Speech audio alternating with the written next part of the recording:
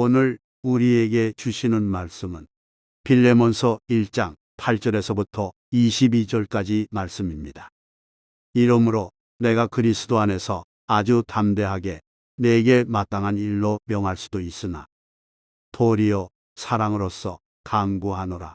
나이가 많은 나 바울은 지금 또 예수 그리스도를 위하여 갇힌 자 되어 갇힌 중에서 낳은 아들 오네시모를 위하여 내게 강구하노라. 그가 전에는 내게 무익하였으나 이제는 나와 내게 유익함으로 내게 그를 돌려보내노니 그는 내 신복이라. 그를 내게 머물러 있게 하여 내 복음을 위하여 갇힌 중에서 내 대신 나를 섬기게 하고자 하나. 다만 내 승낙이 없이는 내가 아무것도 하기를 원하지 아니하노니 이는 너의 선한 일이 억지같이 되지 아니하고 자의로 되게 하려 함이라. 아마 그가 잠시 떠나게 된 것은 너로 하여금 그를 영원히 두게 함이리니 이후로는 종과 같이 대하지 아니하고 종 이상으로 곧 사랑받는 형제로 둘자라. 내게 특별히 그러하거든 하물며 육신과 주 안에서 상관된 내게랴. 그러므로 내가 나를 동력자로 알진대 그를 영접하기를 내게 하듯 하고 그가 만일 내게 불의를 하였거나 내게 빚진 것이 있으면 그것을 내 앞으로 계산하라. 나 바울이 친필로 쓰노니 내가 갚으려니와 내가 이외에 내 자신이 내게 빚진 것은 내가 말하지 아니하노라. 오 형제여, 나로 주 안에서 너로 말미암아 기쁨을 얻게 하고 내 마음이 그리스도 안에서 평안하게 하라. 나는 내가 순종할 것을 확신함으로 내게 썼노니 내가 말한 것보다 더 행할 줄을 아노라. 오직 너는 나를 위하여 숙소를 마련하라. 너희 기도로 내가 너희에게 나아갈 수 있기를 바라노라. 자, 오늘 나눌 말씀의 제목은 신복입니다.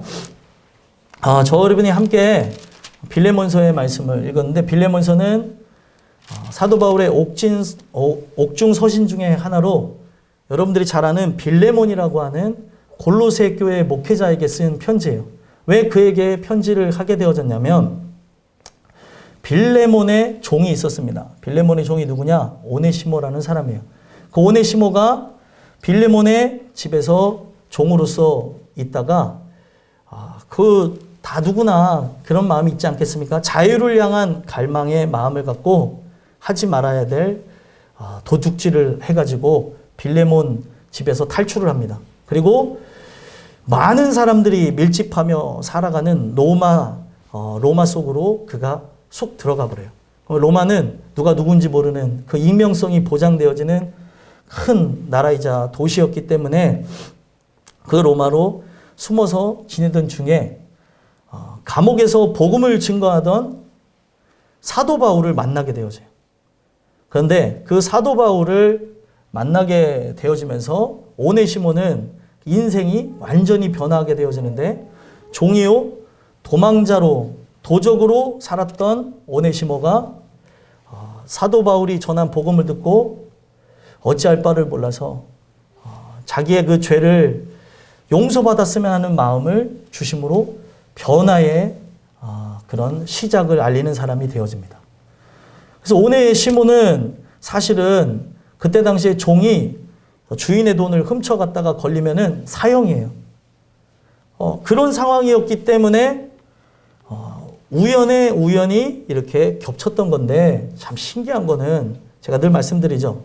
세상은 우연이 있다고 얘기하지만 성경 속에서는 우연이 없어요. 하나님의 필연적인 역사로 복음을 그가 받음으로 변화한 것뿐만이 아니라 자기의 주인이었던 빌레몬과 정말 가까운 사이였던 사도 바울을 알게 되어지는 거예요. 사도 바울에게 은혜를 받고 털어놨겠죠. 제가 빌레몬이라는 사람의 집에 있었는데, 얘기를 들어보니까 빌레몬은 누구예요? 사도 바울이 전한 복음을 듣고 회심하여서 골로새 교회의 목회자가 되어진 사람이에요. 그러니까 이 전체적인 상황을 들으니까 이렇게 또 연결이 되어지는구나 라는 것을 사도 바울이 인지했고, 그가 진실한 마음으로 이 빌레몬에게 용서를 구하고 다시 새 삶을 살고자 하는 그 이야기를 들으면서 우리가 잘 아는 사도 바울이 빌레몬하고 오네시모를 연결해주는 내용의 편지를 쓰게 되는 거예요. 이 내용은 굉장히 인상 깊은 게 바로 참된 그리스도인들이 어떤 역할을 해야 되는가. 아직 하나님을 모르는 그 존재들이 하나님과 연결되어질 수 있는 바로 교두보 역할을 해야 되는 것임을 말씀을 통해서 가르쳐 주시고, 오늘 우리가 빌레몬의 그 심정에서 오네시모를 취한다고 한다면, 빌레몬이라는 사람은 지금 뭐 성경 속에서 크게 이렇게 대두돼서 나오지는 않지만 오늘날로 바꿔서 얘기하면 엄청난 사람이에요. 왜 엄청난 사람이냐? 제도권을 초월한 사람 아니에요. 그때 노예제도가 있었는데 그 노예제도를 초월해서 자기하고 원수되어졌던 오네시모를 형제와 같이 받아주는 아주 아름다운 인물이 되게 되어진다는 거예요. 오늘 우리가 이 빌레몬서를 함께 접하면서 내가 진짜 예수 그리스도를 믿는 하나님의 사람이라고 한다면, 예수님의 마음을 품어진 주님의 백성이라고 한다면, 나는 그리스도의 신복으로서 어떤 모습을 갖고 살아가는가 살펴봤으면 좋겠고, 이게 참 은혜가 되어지는 게, 오네시모를 먼저 누가 받아줬어요? 바울이 받아줬고, 바울이 그 마음을 받으면서 빌레몬에게 그는 나의 신복이기 때문에 그를 받아주라라는 메시지를 전달하는 거예요. 이게 성립이 될 수 있었던 게, 또 사도 바울이 품고 있었던 존재가 누구예요? 사도 바울의 신복은 오네시모가 아닌 빌레몬이었던 거고, 또 이제 오네시모 또한 신복으로 받아주게 하기 위해서 빌레몬에게 요청하는 내용이라는 거예요. 오늘 우리가 이 빌레몬서를 함께 말씀을 통해 나누면서, 요즘에 잘 쓰는 말은 아니에요. 신복. 옛날에는 많이 썼어요. 신복이 뭐죠? 신복은 나와 함께 마음을 나누는 존재, 그리고 내 마음을 받아서 수행할 수 있는 존재, 그리고 늘 마음속에 품고 있는 존재, 뭐 이런 모든 존재를 신복이라고 합니다. 그래서 오늘 우리가 이 메시지를 통해서 나는 진짜 그리스도의 신복으로서 오늘 어떤 삶을 살아가고 있는지 살펴보시고, 이 사도 바울이 증거했던 말씀을 통해 빌레몬이 결국에는 그 자기에게 해를 가한 오네시모를 용서한 것뿐만 아니라 훗날에 빌레몬 모든 가족이 순교하게 되어지는 영광을 누리게 되어졌어요. 복음에 의해서 세워졌기 때문에 이 모든 게 가능하게 됐는데, 저는 이런 은혜가 여러분들 모두에게 있었으면 좋겠습니다. 그래서 신복이라는 말씀을 통해서 오늘 우리에게 두 가지 말씀을 함께 나누며 돌아봤으면 좋겠는데, 신복이 무엇인가 생각해 봤으면 좋겠어요. 신복은 어떤 존재냐? 성경을 통해서 보니까 첫 번째로 용서를 뛰어넘어서 형제를 삼는 자가 바로 신복이다라는 걸 가르쳐주고 있어요. 자, 8절에서부터 14절, 15절에서부터 22절 두 부분으로 오늘 본문이 나눠지는데, 먼저 8절에서부터 14절을 보게 되어지면 빌레몬의 종이었던 오네시모를 사도 바울이 그에게 왜 돌려보냈는가에 대해서 그 경위를 밝히는 장면이 나와져요. 그러면서 이 8절에 그리스도 안에서 아주 담대하게 자기가 마땅한 일이기에 명령할 수 있는 부분이기도 한데, 그만큼 빌레몬에게 사도 바울은 엄청나게 고맙고 감사한 존재였던 거죠. 그래서 이거를 해라 라고 명령하게 되면은 충분히 그 명령을 이행할 만한 존재가 빌레몬이었던 거예요. 근데 그렇게 명할 수도 있으나 그렇게 하지 않고 어떻게 한대요? 자, 9절, 10절 한번 읽어보겠습니다. 읽겠습니다. 시작. 도리어 사랑으로서 간구하노라. 나이가 많은 나 바울은 지금 또 그리스도 예수를 위하여 갇힌 자 되어 갇힌 중에서 낳은 아들 오네시모를 위하여 내게 간구하노라. 아멘. 간구하노라라는 말을 두 번이나 썼어요. 바로 이 빌레몬이라고 하는 존재가 하나님의 은혜를 통해서 새로 부름을 받은 자로 오네시모라고 하는 존재를 세우는 존재가 되길 바랬던 거죠. 간구한다라고 하는 요 단어가 상징하고 있는 게 곁에서 부르다, 가까이서 부르다라고 하는 파라칼레오라는 그런 단어예요. 초청한 거죠. 하나님께서 너를 먼저 은혜로 부르신 것은 네가 원수되었던 저를 용인하고 용납하고 그리고 더 나아가서 그를 형제로 맞게 하기 위해서 부르신 거다. 그렇기 때문에 내가 너한테 명령할 수도 있지만 명령하지 않고 사랑으로서 간구한다. 사랑으로서 이 안으로 들어오기를 권면한다는 거죠. 그 부르심으로 들어와서 결국에 자기가 오직 예수 그리스도를 위하여서 복음을 증거하다가 감옥에 들어가게 되어졌는데 이건 복음 때문에 감옥에 들어가게 되어졌고 첫 번째는 두 번째는 그가 감옥에 들어가게 되어진 이유가 또 뭐예요? 갇힌 중에 낳게 되어질 아들이 있었기 때문에 하나님께서 감옥에 들어가게 하셨다는 거예요. 그렇기 때문에 갇힌 중에서 낳은 아들 바로 오네시모를 내게 부탁한다. 자, 오네시모의 이름의 뜻은 유익이라는 뜻이에요. 그런데 여러분들 오네시모는 종이었고 그리고 빌레몬에게 상당한 재산적 피해를 정신적 피해를 안긴 존재예요. 그러면 유익한 인물이에요? 아니면 무익한 인물이에요?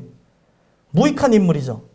그런데 그 이름의 본래 뜻과 같이 그가 유익한 존재가 되어줄 수 있도록 내가 갇힌 중에서 낳게 되어진 아들, 복음을 통해서 낳게 된 아들. 사도 바울은 끝까지 솔로였어요.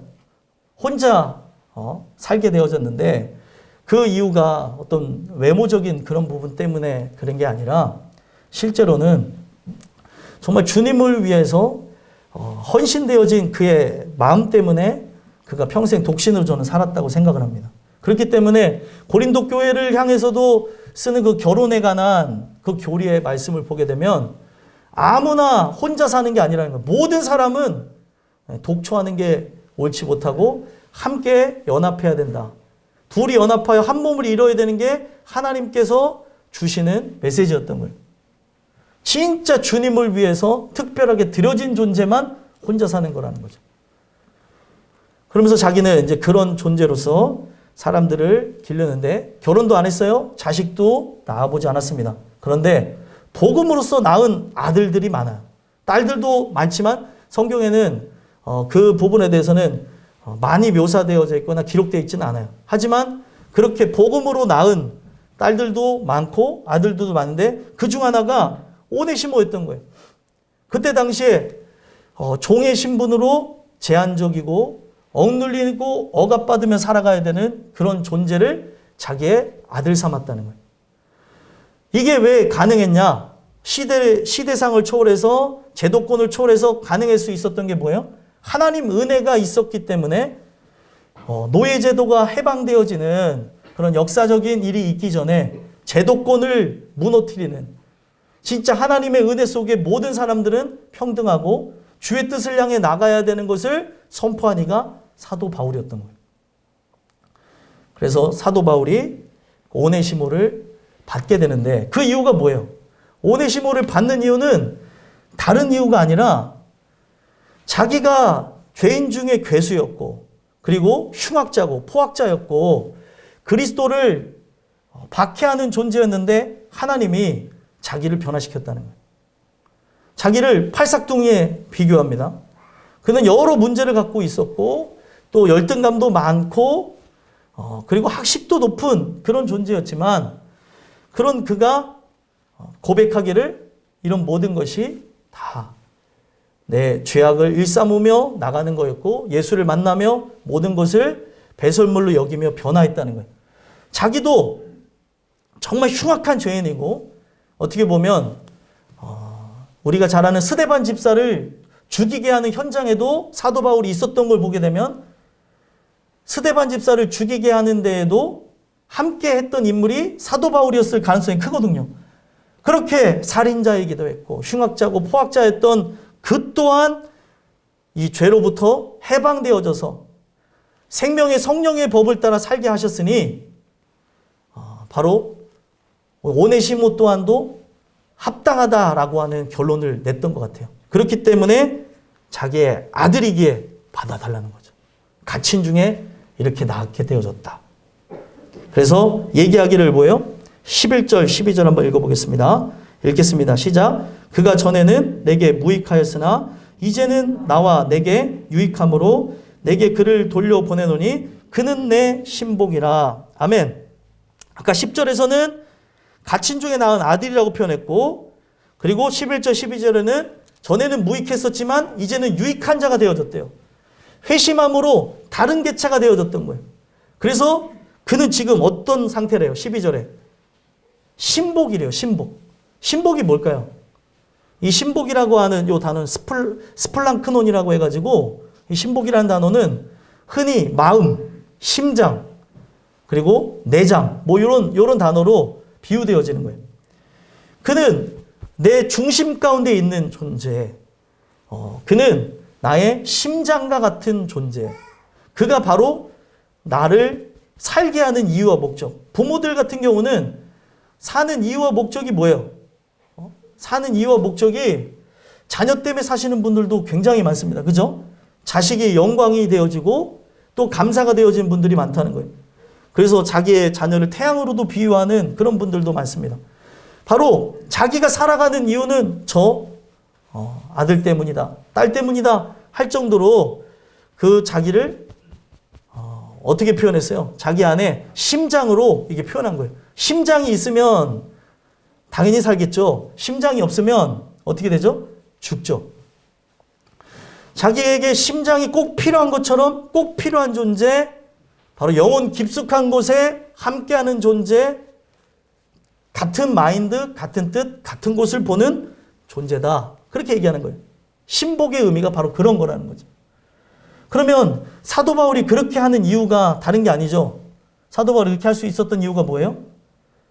그가 바로 은혜를 통해 예수 그리스도의 신복이 되어졌기 때문에 그가 갇힌 중에 낳은 아들뿐만 아니라 수많은 이들을 복음으로 낳으며 마음에 품고 함께 교제하며 같은 곳을 보는 존재가 되기를 바라서 신복이라는 표현을 썼다는 거예요.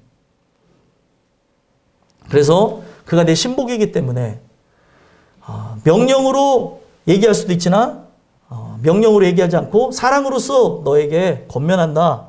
바로 그를 나를 도울 수 있는 자로 또 너의 형제와 같이 승낙해달라고 얘기하는 거예요. 13절 14절 읽어보겠습니다. 시작. 그를 내게 머물러 있게 하여 내 복음을 위하여 갇힌 중에서 내 대신 나를 섬기게 하고자 하나 다만 내 승낙이 없이는 내가 아무것도 하기를 원하지 아니하노니 이는 너의 선한 일이 억지같이 되지 아니하고 자의로 되게 하려 함이라. 아멘. 승낙이 있어야 된다는 거예요. 이게 왜 그런 것 같아요? 그냥 강압적으로도 할 수 있는 그 부분을 억지로 하지 않고 자의로 할 수 있게끔 이 부분을 기쁨으로 그를 맞이하고 용서하고 그리고 형제로 받아들일 수 있도록 하길 바란다는 거예요. 이게 왜 그러냐? 사도 바울이 이런 전체적인 얘기를 들었을 때 그때 당시에 죽어야 되는 존재가 오네시모였지만 오네시모를 용서하고 하나님의 뜻 가운데 사용되어지는 존재로 드려야 됐기 때문에 이 부분에서 문제가 있고 얽혀져 있는 빌레몬하고 관계를 풀기 위해서 그를 보낸 거예요. 편지와 함께. 이게 뭐냐면 오네시모가 그쪽으로 가게 되어질 때 사도 바울을 믿고 가지만 사실은 잘못을 저지른 대상에게 다시 간다는 것은 죽을 수도 있는 그런 가능성을 열고 갔다는 거예요. 이게 뭐냐? 바로 오네시모가 한 게 무엇이냐면 속건제적 회개라는 거예요. 요즘 대한민국과 세계 속에서 찾아보기 힘든 회개의 모습입니다. 속건제적 회개가 뭐냐면 레위기에 보게 되면 이스라엘 5대 제사가 나와요. 5대 제사 중에 하나가 뭐냐면 속건제예요. 번제, 소제, 화목제, 속제제, 속건제. 그 속건제가 뭐냐면 사람이나 아니면 어떤 짐승 그리고 특정 물건에 대해서 손해를 입혔을 때 손해 배상을 해주는 배상 규례가 속건제 회계라는 거예요. 속건제 제사라는 거예요. 그래서 그 속건제 제사의 기원을 통해서 속건제적 회계가 바로 성경 속에 기록되어졌고 오늘날 기독교인들이 함께 추구하며 나가야 되는 건데 시간이 지나면서 사라져 버렸어요. 성경에도 보게 되면 속건제적 그 회계에 대한 부분을 잘 설명해 주는 게 누구예요? 삭개오라는 인물이에요. 삭개오는 누구에게 붙어서 자기의 권력을 유지하고 힘을 유지했습니까? 로마에게 붙어서 자기의 백성들에게 폭리를 취하면서 살았던 바로 세리였습니다. 세금쟁이였어요. 세금을 걷는 사람. 세금을 걷는 거는 잘못된 게 아닌데 그 세금을 거둘 때 그때 당시에 그 세리의 권한이 어느 정도냐면 여러 사람들에게 폭리를 취해서 이 사람이 마음에 안 들면 몇 배로 나에게 이자 돈을 물어라 하면은 그게 법이 되어질 만큼 그들은 힘과 권력이 있었던 거예요. 근데 그 삭개오가 은혜를 받게 되니까 어떻게 되어졌습니까? 삭개오가 은혜를 받게 되어지니까 자기가 남의 것을 이렇게 함부로 취하고 고통을 줬던 그 대상자들을 향해서 4배나 토설했다는 거예요. 이게 속건제적 회개예요. 하나님이 나의 죄를 용서했어요. 그러면 용서한 걸로 끝나는 것이 아니라 사람과의 얽혀지고 설켜져 있던 문제들, 잘못을 용서를 구하고 또 그들과 화합하는 게 하나님의 뜻이었던 거예요. 그래서 초기 대한민국에 들어왔던 그 복음은 모든 하나님의 백성들이 속건제적 회개 운동이 일어나도록 하게 하셨습니다. 그래서 예전에는 이 죄의 기준 자체가 낮았던 시대가 있었어요. 그러다 보니까 그 시절에는 서리하는 것도 사실은 뭐예요? 절도죠. 그죠? 지금은 서리하면 어떻게 돼요? 한번 해보세요. 서리하면 어떻게 되나? 잡혀갑니다.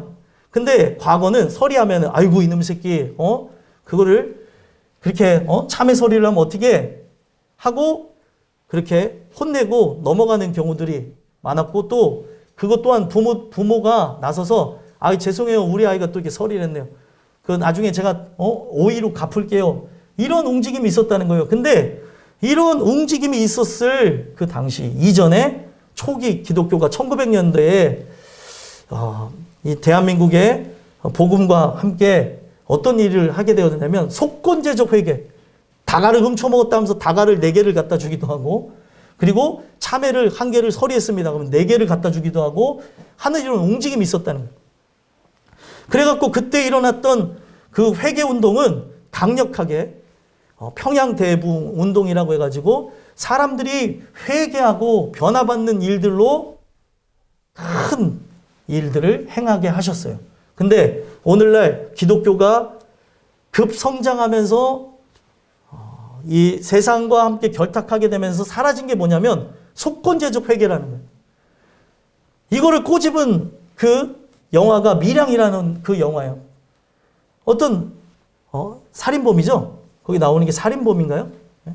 그 살인범이 저도 오래전에 봐서 잘 기억이 안 나는데 그 살인범이 자기 이제 어떻게 보면 이제 그 감옥에 들어가게 됐는데 그 감옥에 들어가서 있는 그 순간에 은혜를 받았나 봐요.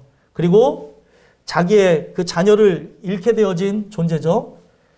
거기 보면 이제 한 배우가 나오는데 하나님 앞에 기도하면서 정말 원수를 사랑하라는 말씀을 주셨기에 자기에게 이런 안 좋은 일들이 일어난 거를 가서 용서해줘라 그런 마음을 받습니다. 그래갖고 살인자와 이제 면담을 해요. 감옥에 들어가서 복역하고 있는 살인자와 이렇게 면담을 하게 되는데 그가 그 한 배우인 전도연이라는 배우가 나와요. 거기서 그 배우에게 하는 얘기가 자기는 하나님 앞에 이미 용서받았기 때문에 당신한테 용서를 구할 필요가 없다는 거예요. 기독교의 모습을 꼬집게 하기 위해서 그런 부분을 영화하고 실제 그렇게 살아가는 몰상식하고 그리고 비이성적인 기독교인이 많다는 걸 세상에게 안티크리스찬 인식으로 알렸다는 거예요. 진짜 크리스찬이면 이런 내용을 갖고 얘기도 안 하겠죠. 교회가 이런 안타까운 모습이 있다, 잘못되어졌다, 사회가 고발하는 거예요. 여러분들, 누군가에게 돈을 꾸신 분들이 있으면 돈 꾼 거 꼭 갚으시고, 그리고 누군가에게 큰 막대한 정신적이고 심리적인 피해를 가하셨으면 오늘 이 말씀을 듣고 가서 문자를 하시든 전화를 하든 진실하게 사과하는 일들이 일어났으면 좋겠어요. 그냥 뻔뻔하게 살아가는 게 아니라는 거예요. 그것 때문에 실제 진짜 변화가 일어나지 않는 거예요. 난 하나님 앞에 용서받았는데, 난 하나님의 죄인, 난 하나님의 용서받은 죄인인데, 아들인데, 딸인데, 뭐가 문제야? 속건제적 회개가 사라졌기 때문에 기독교가 힘을 잃었고, 그리고 잡종교가 되어져 버린 거예요.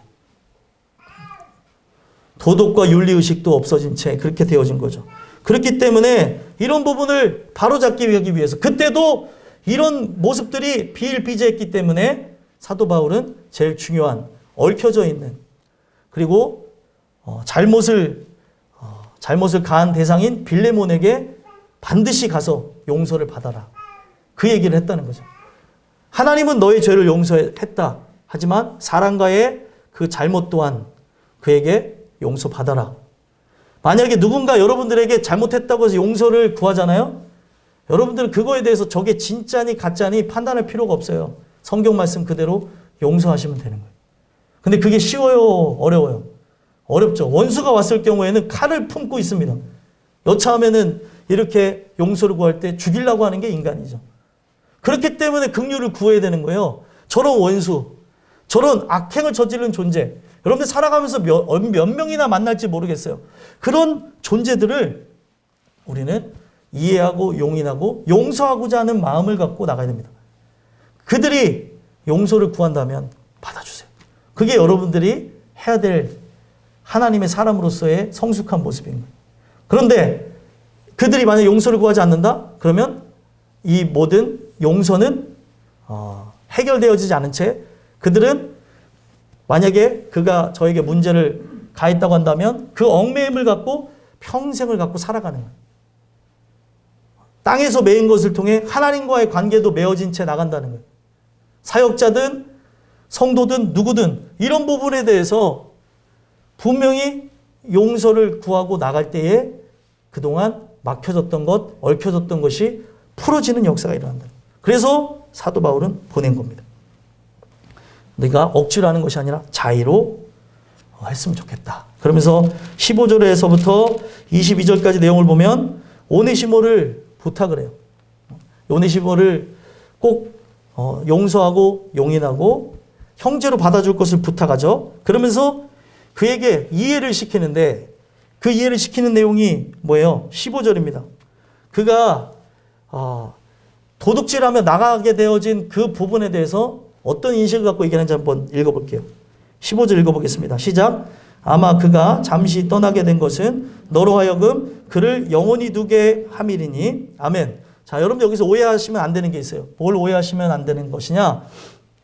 사도 바울이 하는 게 죄를 그냥 덮어주자는 게 아니에요.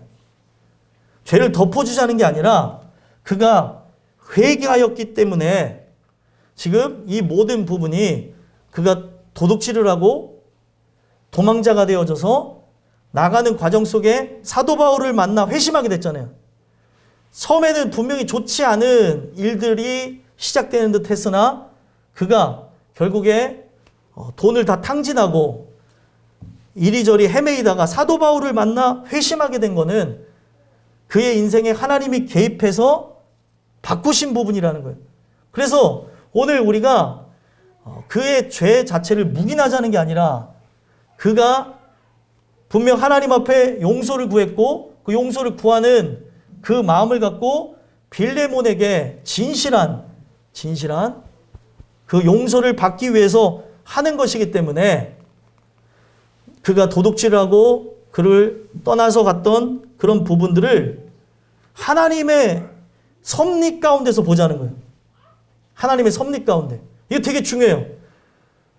한 사람이 죄인이 되어지고 또 그 한 사람이 탕자가 되어져서 나가는 과정의 끝으로 나간다면 성경에 탕자의 비유가 없겠지만 그 탕자가 그 집에 대해서 소중함을 알고 정말 아버지 집으로 돌아오잖아요. 우리 주변에 보면 신앙생활을 온전히 하면 좋겠지만 탕자로 살아가는 우리의 부모도 있고 자녀도 있고 남편도 있고 아내도 있고 주변 지인들이 있다는 거예요. 근데 그 탕자로 나가게 되어진 것으로 끝났다면 이거는 우리가 나눌 부분이 아니겠지만 그렇게 되어지는 과정을 통해 이걸 통해 여러분들도 힘들었을 수도 있고 상처가 되어질 수도 있고 눈물 많이 흘렸을 수 있어요. 그 과정을 통해 한 영혼이 돌아오게 되어졌다면 이 과정을 통해서 돌아오게 되어졌다면 하나님의 섭리 가운데서 내가 갖고 있는 피해의식, 보상심리 그리고 어떤 비교하고자 하는 이런 모든 태도 이 부분 속에서 벗어나야 된다는 거예요. 그래서 그걸 얘기하는 거예요. 잠시 떠나게 되어진 거는 너로 하여금 그를 영원히 두게 함이니 하나님의 섭리 가운데서 봐라. 그가 결국에 회심했고 그 회심하는 이 과정을 통해 바로 너에게 용서를 구하고 그는 과거에는 무익한 자였으나 이제는 유익한 자가 되게 하시기 위해서 하나님이 이 일을 진행했다는 거예요. 그래서 여러분들 가정에도 그런 아픔이 있을 수도 있고 문제가 있을 수도 있다는 거예요. 여러분들이 이 부분을 사도 바울과 같이 하나님의 섭리 가운데서 바라다보고 인정하고 도우심을 구할 때 여러분들을 통하여 변화가 일어납니다. 사도 바울이 갖고 있었던 그런 아름다운 생각을 통해서 빌레몬이 오네시모를 받게 되어지는 제도를 초월해서 노예를 형제로 인정하게 되어지는 아름다운 역사가 일어나게 된다는 거예요. 그래서 여기서 그의 발목을 붙잡는 이야기들을 해요. 꼭 안 할래야 안 할 수 없는 일들을 진행하는데 뭐라고 얘기합니까? 16절 한번 읽어볼까요? 읽어보겠습니다. 시작. 이후로는 종과 같이 대하지 아니하고 종 이상으로 곧 사랑받는 형제로 둘 자라. 내게 특별히 그러하거든 하물며 육신과 주 안에서 상관된 내게랴. 아멘. 지금 이 존재가 자기에게 이 오네시모라고 하는 존재가 자기는 사랑받는 형제로 여길 존재고 그리고 이 사랑받는 존재로 여기면서 제일 중요한 건 뭐예요? 육신과 주 안에서 상관되어져 있는 지금 나와 연결되어져 있는 빌레몬 너에게도 필요한 사람으로 하나님이 부르시는 거다.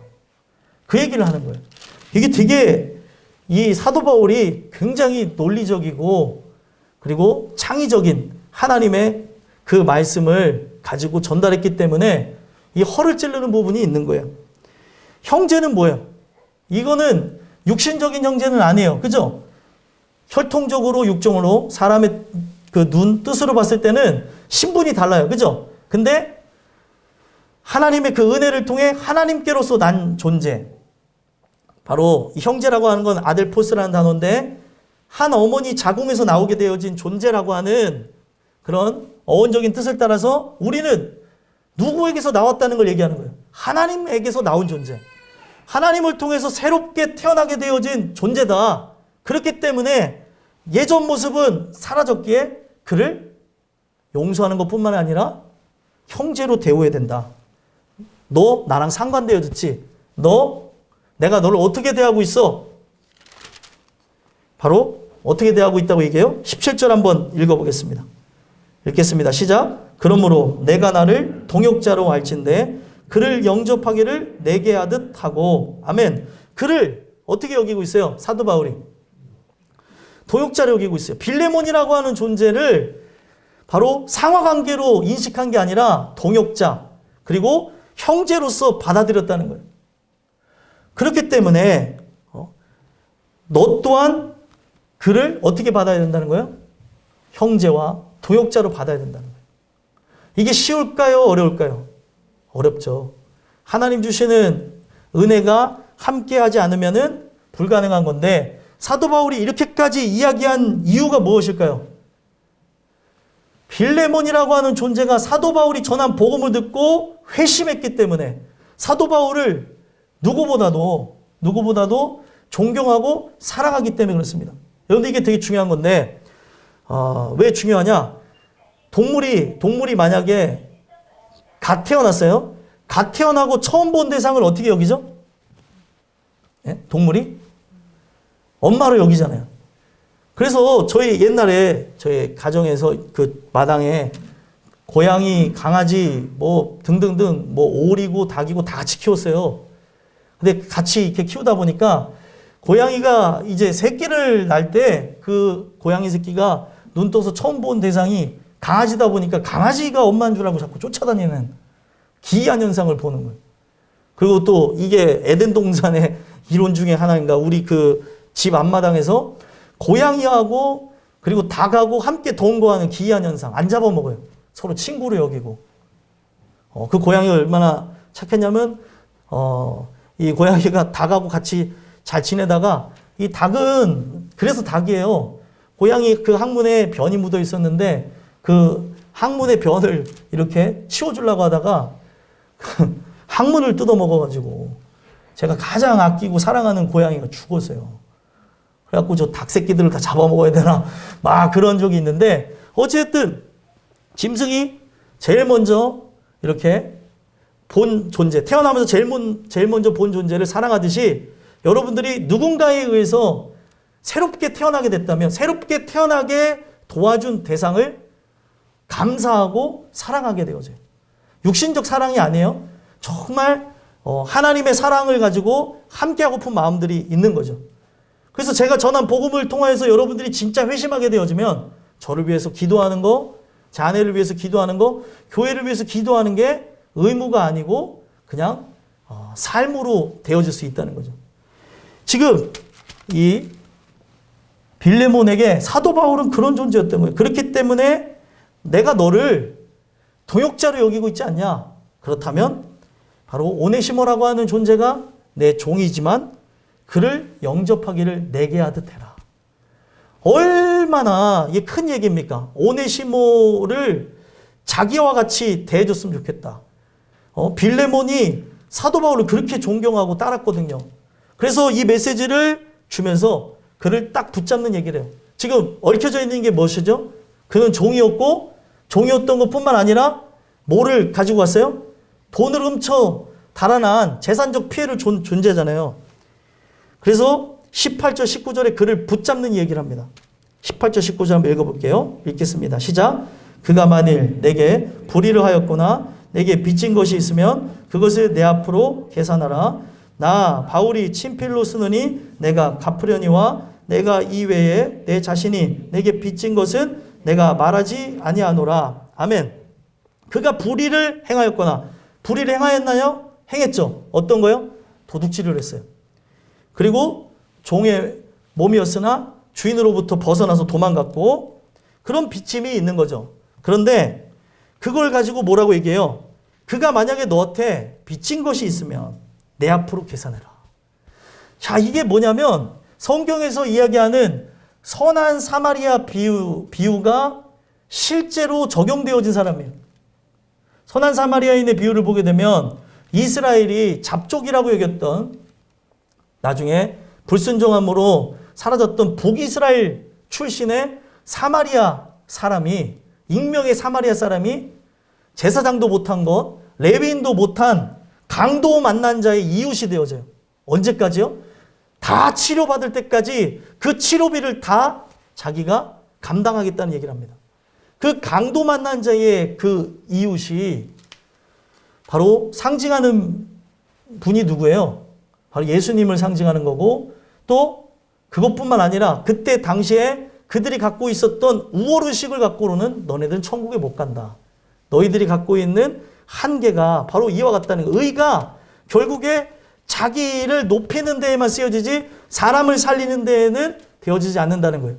그래서 율법에 정통했던 사도 바울, 율법주의를 초월하여서 복음에 사로잡힌 자가 되어졌잖아요. 복음에 사로잡힌 바울은 어떻게 하는 거예요? 자기 앞으로 다 계산을 하는 거예요. 성경 말씀에 나와져 있는 그대로. 그는 나의 이제 이웃이요 형제라는 거예요. 제도권을 초월해서 그는 그런 존재가 되어졌기 때문에 내 앞으로 계산해라. 그러면서 하는 얘기가 뭐예요? 19절에 친필로 쓴다. 내가 직접 손으로 쓰면서 너에게 얘기하는데 내가 갚을 것이다. 갚을 것이다. 그리고 만약에 이 외에 내 자신이 바로 너가 나에게 빚진 것이 있으면 나는 말하지 않는다는 것을 기억해라. 이게 말이 되게 무섭죠. 왜 무서워요? 사도 바울에게 받은 그 은혜가 빌레몬에게 컸나요? 적었나요? 엄청 크죠. 삶 자체가 송두리째 변해가지고 결국에는 하나님의 사람으로 변모되어졌잖아요. 그렇기 때문에 사도 바울에게 받은 그 은혜, 사도 바울을 통해서 받은 그 은혜는 값어치를 따질 수가 있는 게 아닌 거예요. 그냥 평생 고마운 거예요. 저 사람을 보면 평생 누가 뭐라고 한다 한들 너무나 감사한 대상이 되어졌다는 거죠. 그렇기에 너가 나를 그렇게 생각하고 그리고 예수님 다음으로 생각하고 그렇게 사랑하듯이 그런 내게 분명 그 감사함으로 갚아야 될 것이 있지만 나는 너에게 그 빚진 것을 말하지 않는다. 이 얘기를 통해서 누구에게도 말하지 말라는 거예요. 네? 누구에게도 말하지 말라는 거예요. 오네시모에게도 그런 부분들을 따지지 말고 묻지도 말고 그를 받아줘야 될 것을 얘기하는 거예요. 이게 여러분들 값없이 주는 사랑의 모습을 보여주는 거예요. 내가 너를 받아주긴 하는데 내가 너는 용서해주긴 하는데 앞으로 이거 해. 그러면 그건 진짜 하나님의 용서가 아니에요. 사람들은 그렇죠. 내가 요번 한 번만 용서해준다. 받아준다. 하지만 내가 용서해준 대신 이거 사줘. 저거 사줘. 이거 해줘. 이게 뭔 사랑이에요. 네. 이게 자식이 부모에게 하기도 하고 남녀 간에 그러기도 하고 그리고 부부 간에도 그렇게 하기도 하고 막 그런 부분을 보는데 이런 부분들은 진짜 그런 사랑의 기인에서 하는 건 아니에요. 진짜 사랑은 조건 없이 그냥 다 받아주는 거예요. 그렇기 때문에 내가 너를 그렇게 여기고 받아주듯이 누구를 그렇게 받으라고요? 오네시모를 받아줘라. 그러면서 이 모든 것에 대한 것을 종지부를 짓습니다. 20절 한번 읽어보겠습니다. 시작. 오 형제여 나로 주 안에서 너로 말미암아 기쁨을 얻게 하고 내 마음이 그리스도 안에서 평안하게 하라. 아멘. 오 형제여 라고 얘기해요. 아까는 뭐라고 표현했어요? 동역자 표현했죠. 또 동역자이기 전에 누구를 그렇게 여겼다는 거예요? 바로 사도 바울이 빌레몬을 형제로 여겼다는 거예요. 내가 너를 형제로 여겼듯이 너 또한 바로 오네시모를 형제로 여겨야 될 것이다. 하나님께로서 난 자들은 이 모든 것을 초월해가지고 함께 통용하고 같은 곳을 바라다보고 영광을 위해 살아가야 될 존재라고 하는 것을 기억해야 된다. 그 얘기를 하면서 얘기한 게 뭐예요? 나로 주 안에서 너로 말미암아 기쁨을 얻게 해달라고. 저는 여러분들로 인해서 기쁨을 얻는 날이 왔으면 좋겠어요. 이 얘기가 뭐냐? 여러분들이 세워지는 것 하나하나 자체가 하나님의 기쁨이요 저의 기쁨이라는 거예요. 함께 천국을 향해 나아가는 자로 바로 그런 역사가 여러분들에게 또 저에게 계속 나타나야 된다는 거죠. 사도 바울은 이 말씀을 전하고 있는 저와 여러분들을 흡족하게 여기면서 세워지기를 바라는 마음을 갖고 중보하고 있을 겁니다. 그리고 땅끝교회 이미 하나님 부르셔서 하늘의 별이 되어진 존재들이 내 사랑하는 이들, 내 사랑하는 남편, 그리고 지인들, 그리고 딸들, 그리고 하나님의 백성들이 세워지기를 바라면서 지금도 말할 수 없는 탄식으로 성령과 함께 기도하고 있을 거라는 거예요. 그렇기 때문에 여러분들이 세워지는 것은 누구의 기쁨이에요? 하나님의 기쁨이고 이미 승리한 천국 백성의 기쁨이 되는 거예요. 사도 바울이 그런 표현을 한 거죠. 너로 인해서 내가 기쁨을 얻게 하고 내 마음이 그리스도 안에서 평안하게 해라. 자, 이가 세워지는 것을 보게 되어진다면 얼마나 마음이 흡족하겠어요.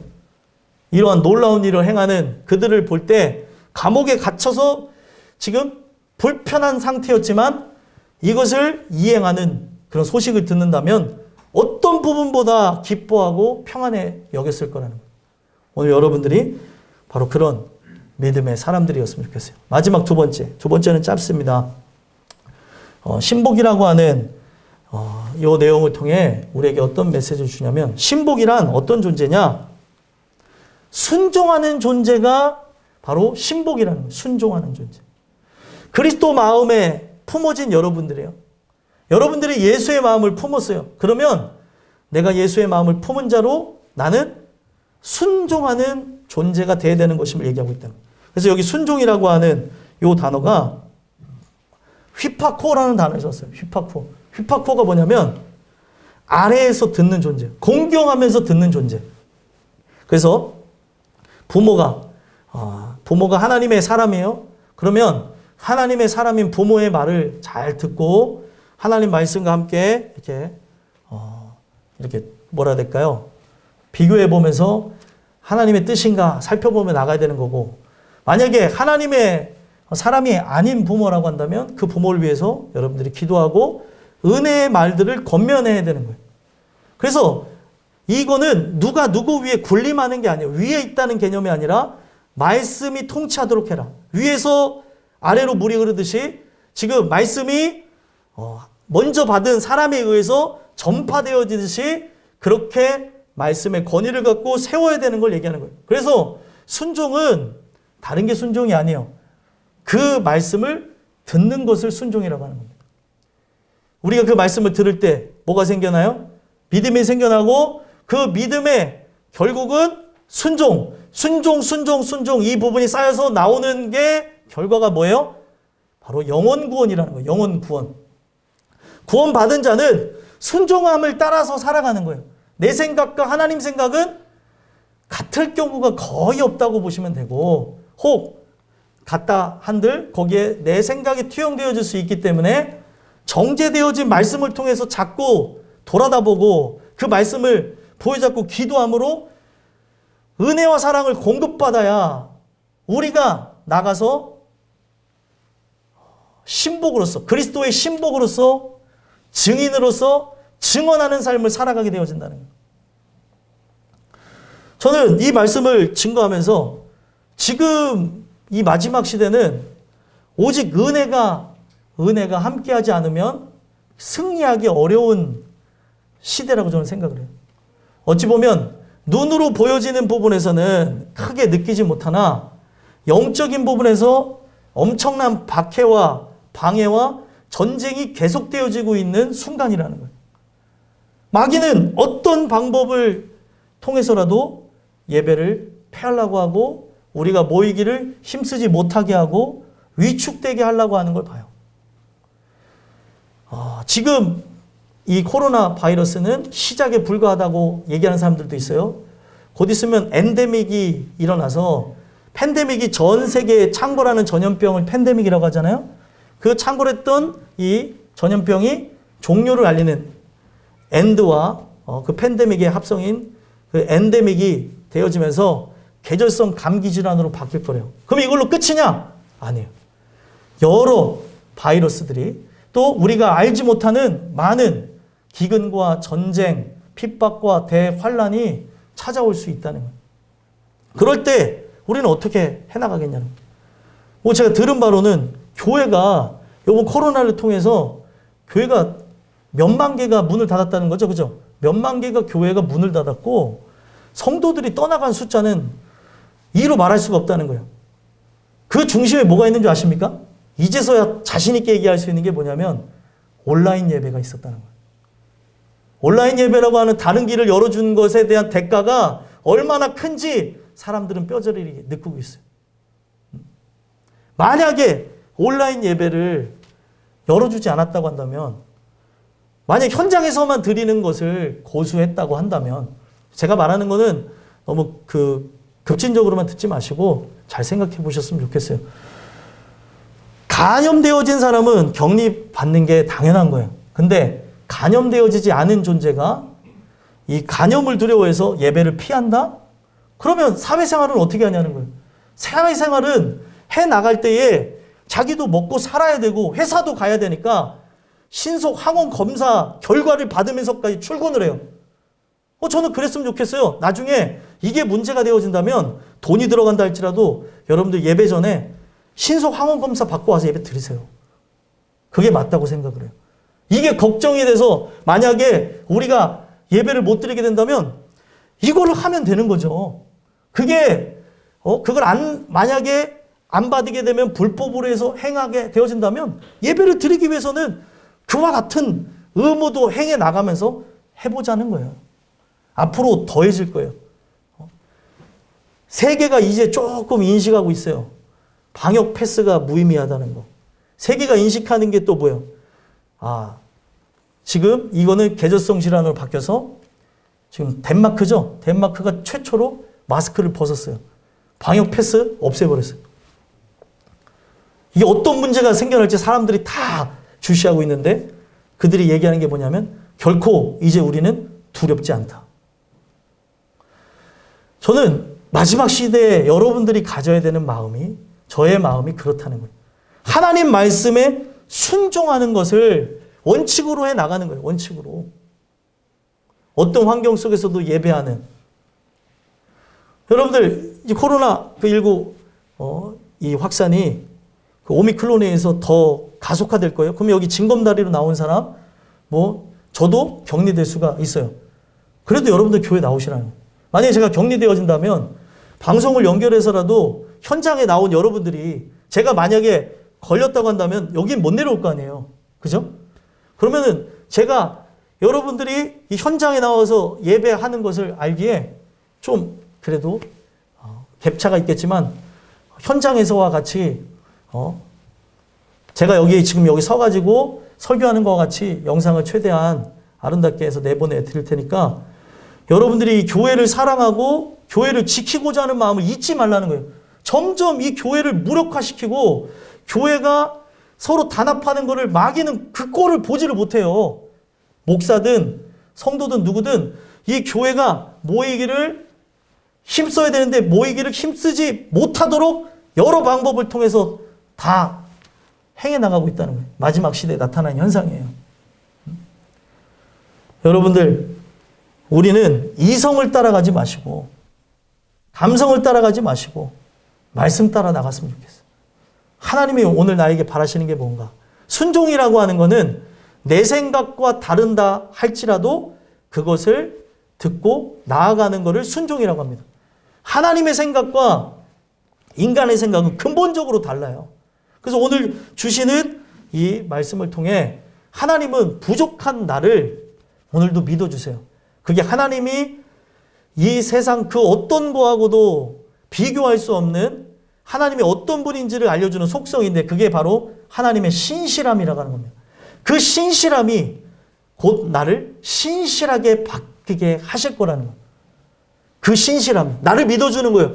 나를 끝까지 놓지 않으시는 거죠. 그 하나님이 나를 오늘도 성령과 함께 말할 수 없는 탄식으로 중보하시고 이끌어 주시는 걸 통해 여러분들에게 저에게 신실함이라고 하는 열매가 맺혀지게 하실 거라는 거예요. 그래서 이 끝나는 부분도 21절에 보니까 이 편지의 내용을 어떻게 마무리하고 있어요? 21절 읽어보겠습니다. 시작. 나는 내가 순종할 것을 확신함으로 내게 썼노니 내가 말한 것보다 더 행할 줄을 아노라. 아멘. 여기 보니까 뭐예요? 나는 내가 순종할 걸 확신한다는 거예요. 확신하면서 누굴 보냈어요? 편지와 함께 오네시모를 보낸 거예요. 만약에 이게 이루어지지 않았다고 한다면 이 서신서는 불태워졌겠죠. 근데 하나님의 사람인 빌레몬은 결국에 제도권을 초월해서 정치, 사회, 경제 그런 이념을 초월해서 그를 형제로 받아줄 거를 믿고 확신하고 보냈다는 거예요. 이게 바로 하나님이 사도 바울을 믿어주시면서 일어난 변화고 그걸 통해 흉악자였고 포악했던 사도 바울이 변화했던 것처럼 사도 바울은 자기에게 주신 그러한 이 은혜를 통해 그 마음에 품고 있는 그들 또한 변화될 것을 확신하고 이 편지와 함께 오네시모를 보냈다는 거예요. 그러면서 하는 얘기가 뭐예요? 내가 너에게 말한 것보다 더 행할 줄을 안다. 더 오네시모를 극진히 여기고 주의 일을 감당하게 할 것을 믿는다. 결국 어떻게 됐을까요? 오네시모를 형제로 여기고 오네시모가 바로 사도 바울 곁에서 수행하게 되면서 많은 서신들을 이렇게 나눠줄 수가 있었고 오네시모가 나중에 이 빌레몬과 함께 연합해서 교회를 이끄는 아름다운 지도자가 된다는 거예요. 종에서 도둑놈에서 지도자로. 참 인생 자체가 그렇게 변화하게 되는데 이게 바로 오늘 신복들이 해야 될 일인 거예요. 죄인들을 믿어주고 그리고 또 기다려주고 또 하나님께서 나 같은 존재를 변화시켰던 것처럼 바로 내 아들, 딸 그리고 아버지, 어머니, 내 남편, 내 아내 사랑하는 이들을 하나님의 섭리 가운데 변화시킬 걸 기대하고 오늘도 기도하며 나가는 거예요. 하나님의 역사하시면 못할 일이 없지 않습니까? 하나님 역사해 주시옵소서. 무익한 저가 유익한 자가 되게 하시고 변화되게 하옵소서. 여러분들이 기도하며 나간다면 오늘 여러분들을 통하여서 여러분들이 진짜 주님의 신복이 되어진 자로 은혜 속에 나아가는 삶을 통해 주님을 위해서 헌신하게 되는 신복들이 많아질 거라고 저는 믿습니다. 교회 안에 숫자가 늘어나는 것도 뭐 좋을 수도 있고 중요할 수도 있어요. 근데 그것보다 더 중요한 건 뭐예요? 신복들이 늘어나야 돼요. 신복들이. 주님과 함께 동행하며 그 마음을 품은 자들. 어떤 환경 속에서도 이 말씀과 함께할 신복들이 필요한 거예요. 그게 없으면 그거야말로 진짜 고독한 거죠. 저는 고독하지 않습니다. 여러분들이 있기에. 주님이 있기에. 그렇기에 이 마지막 시대 끝까지 이런 여러 가지 어려움들이 찾아온다 할지라도 굴복하지 않고 그리스도의 신복으로서 승리하게 되는 여러분들과 제가 됐으면 좋겠어요. 마지막 22절에 이것을 어떻게 마무리합니까? 읽어보겠습니다. 시작. 오직 너는 나를 위하여 숙소를 마련하라. 너희 기도로 내가 너희에게 나아갈 수 있기를 바라노라. 아멘. 숙소를 마련하래요. 이 얘기는 뭐예요? 나중에 오네시모를 빌레몬이 형제로 받아주는 것뿐만이 아니라 훗날에 자기가 감옥에서 나와서 우리가 함께 이 많은 회포를 풀고 복음을 위해서 사용되어지는 그날을 꿈꾸자. 이걸 위해서 기도를 요청하고 맞추는 거예요. 오늘 여러분들이 나는 이 메시지가 여러분들 안에 마음 가운데 새겨져 가지고 그리스도의 신복으로서 맡은 자들의 구할 것은 뭐예요? 충성이니라.